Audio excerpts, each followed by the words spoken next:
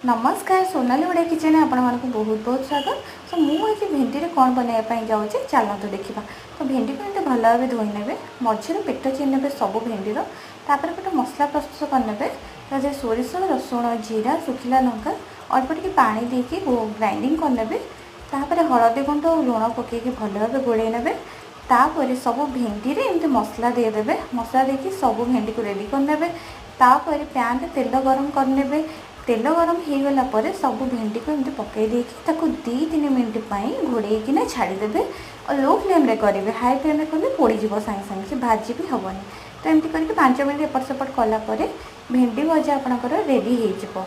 तो एमती कलर आसला पर्यंत आपण मैंने भेंडी को भाजी ने तापर या प्लेट रे काढ़ी आपण मैंने गरम भात हो पखाड़ भात जो थे भी खाईपारे। सो मो स्टाइल भेंडी भजा बनई कि खातु आउ केमी लगे मत कमेंट लिखिकी जनइबे निश्चय।